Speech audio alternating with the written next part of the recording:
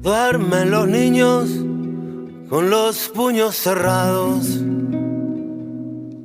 aferrados al secreto de vivir que solo ellos conocen. Guárdalo bien, ciérralos bien, pequeño. Ahora todo es inocente, ahora todo es amor. Duermen los niños. Van a ser las 5 menos 20, las 4 menos 20 en Canarias. Estamos hoy tomando café con Matías Vallés, Marc Amorós y con Isaías Lafuente. Hemos conocido hoy la historia de Diama, una niña con una enfermedad genética grave en la sangre que le provocaba unos dolores intensísimos en los huesos, entre otros síntomas. Y solo se podía curar con un trasplante de médula. El problema es que sus padres son portadores de ese gen malo. Por lo tanto, no podrían ser ninguno de ellos los donantes. Y además, Diama no tenía hermanos. Entonces, ¿qué le plantearon los médicos? Pues le propusieron a la madre tener otro hijo mediante fecundación in vitro, modificado genéticamente para que fuera compatible con Diama y que no tuviera la enfermedad y así se pudiera realizar el trasplante de médula. Y eso hicieron. Y ahora Diama está así de bien. Antes me sentía muy mal, me dolía mucho la barriga y pues que también me dolían los huesos, pero ahora me siento mucho mejor. Ahora puedo ir al patio en el cole cuando pueda ir al cole. Podré ir al patio cuando hace frío y ir a educación física y poder correr allí. Ana Polo Ramos es directora de Medicina Reproductiva del Hospital Sant Pau, Fundación Puigverd. Ana, bona tarda.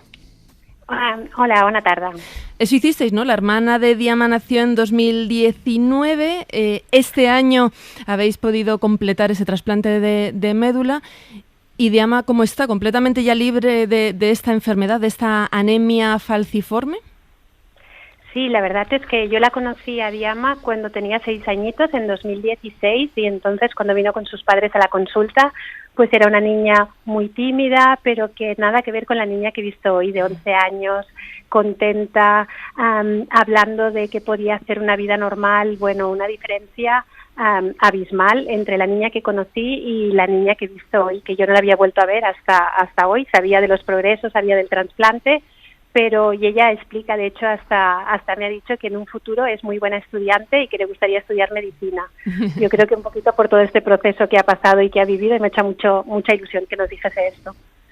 Hemos escuchado ya a Diama, a Ana, y lo que quería saber es que Sokna, que es el nombre de la hermana mayor, que tiene ahora 3 años... La hermana pequeñita, sí. Sí, la hermana, menor, exacto, la que se ha hecho el trasplante, y ahora mismo acabamos de hablar de que los niños están cada vez más avanzados. ¿Sabe Sokna lo que ha hecho por su hermana, o por lo menos lo intuye? Pues no mucho, y la verdad es que le hemos estado preguntando algunas cositas o así. Lo que sí que nos ha dicho es que quería mucho a su hermanita, y de hecho son 2 hermanitas que durante todo el rato que hemos estado juntos, que hemos pasado toda la mañana juntos, eran 2 hermanitas que tenían mucha complicidad y que la mayor vigilaba a la pequeña, porque la pequeña con 3 añitos era tremenda, y yo creo que todavía es muy pequeñita para entender lo que ha hecho por su hermana, pero estoy segura que en el futuro, cuando lo sepa, estará muy contenta. La verdad es mi opinión.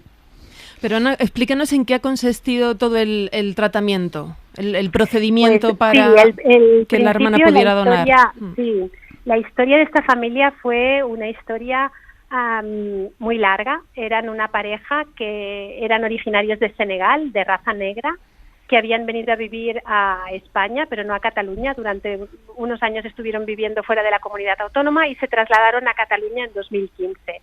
Allí el pediatra de zona, o la pediatra de zona donde ellos estaban, enviaron a la niña al Hospital de San Pablo para que la valorase la doctora Badell. Entonces, la pediatra, la doctora Badell, en cuanto los vio, pues vio que su hija estaba afecta de esta enfermedad que se llama drepanocitosis, y lo primero que les preguntó era si ellos en un futuro habían pensado en tener más hijos. La pareja le dijo que sí, pero que tenían mucho miedo de que les volviesen a hacer otro niño con una enfermedad como la de Diama. Esto les pasaba en un 25%, al ser una enfermedad hereditaria recesiva, esto hubiese podido pasar en un 25% tenían un 25% de posibilidades de que les volviera a pasar. Y es cuando, a partir de entonces, la doctora Badell les propuso que existía la posibilidad pues de hacer un tratamiento. Este tratamiento consistía en hacer un ciclo de fecundación in vitro, pero un poquito más especial. No era una simple fecundación in vitro, sino que después del tratamiento de fecundación in vitro íbamos a seleccionar el embrión, no a modificar genéticamente el embrión, sino a poder seleccionar un embrión que no tuviese el gen de la enfermedad y que además fuera compatible. Nosotros, todos los humanos, tenemos una cosa que se llama antígenos de histocompatibilidad, que se llaman los antígenos de HLA, y entonces 1 de cada 4 recién nacidos iba a ser compatible con la hermanita, y esto iba a dar lugar a que este hermanito o hermanita que iban a nacer pudiese ser o ayudar a su hermana enferma mediante, pues en una primera idea se tenía en que la sangre que salía del cordón umbilical pues fuese la que íbamos a utilizar para hacer el futuro trasplante de médula ósea de Diama. Pero luego, como nos han explicado por la mañana, pues esta sangre no fue suficiente, no había suficiente celularidad y tuvimos que esperar a que Sogna tuviese 1 año y luego 1 año y medio, y se hicieron pues 2 punciones de médula ósea, y con la sangre de cordón umbilical y estas 2 punciones sí que hubo suficiente como para poder llevar a cabo el trasplante de médula ósea. El reto que tienen estos casos es que la posibilidad de obtener un hermanito no afecto de la enfermedad y compatible con su hermana, pues es solo de un 18%.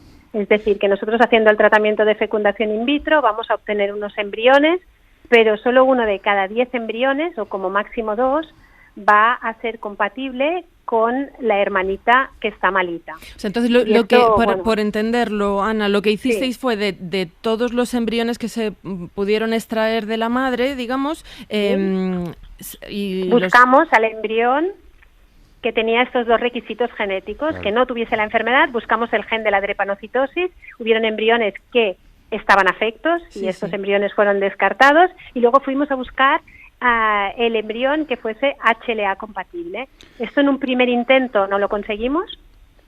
Hicimos un tratamiento de estimulación ovárica, una punción ovárica, se obtuvieron 9 embriones, se biopsiaron estos 9 embriones y no había ninguno de estos 9 embriones que tuviese no solo estas 2 características genéticas, sino que también luego tenemos que mirar los cromosomas de este embrión y para que fuera cromosómicamente normal. Y entonces, estos 9 embriones biopsiados en un primer tratamiento, no hubo ninguno que cumpliese estas 3 características. Entonces, la palabra genética tiene a la ética en su propio contenido, es genética. Entonces, ¿cuáles son las limitaciones de este diagnóstico preimplantacional, ¿no?, que ustedes han efectuado? Es decir, ¿se puede hacer en todos los casos? ¿Se puede hacer para una selección de sexo? No, justamente no. En España siempre ha habido legislación que habla de las técnicas de reproducción asistida. La primera ley española que tuvimos fue una ley del 88 y posteriormente ahora la ley actual es una ley del 2006, y es en esta ley que por primera vez aparece un artículo que habla de diagnóstico genético preimplantacional. En la ley del 88 no podía aparecer porque no existía, ya que el primer caso de diagnóstico genético preimplantacional se hizo en 1990, pero en esta ley del 2006 no solo habla del diagnóstico genético preimplantacional, sino que además especifica en qué casos se puede hacer, qué centros lo puede hacer, y también especifica en el último punto de este artículo 12 de la ley que en caso de que se utilice el diagnóstico genético preimplantacional con finalidades terapéuticas para un tercero, en estos casos y de forma individual, es decir, cada vez que tenemos un caso de estos, tenemos que elaborar una serie de informes de cómo está la paciente, de cómo está la pareja, de cómo es el laboratorio y cuáles son los resultados del laboratorio, y con todos estos informes se envían a la Comisión Nacional de Reproducción Humana Asistida para que evalúen y autoricen el caso y estos casos que tienen que ver con ayudar a un hermanito a través de un trasplante de médula ósea a curarse de una enfermedad. Y con ese porcentaje de éxito del que nos ha hablado, que no es un 100%, pero con ese porcentaje que, es extraordinario desde luego, ¿este tratamiento serviría para todas las enfermedades de origen genético? El hacer diagnóstico genético preimplantacional en estos momentos se puede hacer para cualquier enfermedad grave que tenga un diagnóstico genético. Es decir, no solo sirve de que la paciente tenga clínicamente la enfermedad, sino que se le haya hecho un estudio genético y se haya encontrado el gen productor de esta enfermedad. A partir de ahí, si es una enfermedad grave, ¿vale? Entonces, por ley, sí que podríamos hacer, o los centros que estén capacitados y autorizados, podrían hacer un diagnóstico genético preimplantacional. Esto sería para enfermedades hereditarias mayoritariamente monogénicas, que quiere decir que están provocadas por un único gen. Qué bien, qué bien. Ana Polo Ramos, directora de Medicina Reproductiva del Hospital Sant Pau y de la Fundación Puigverd, muchísimas gracias. De nada, a vosotros. Un abrazo. Adiós. I won't give up on us, even if the sky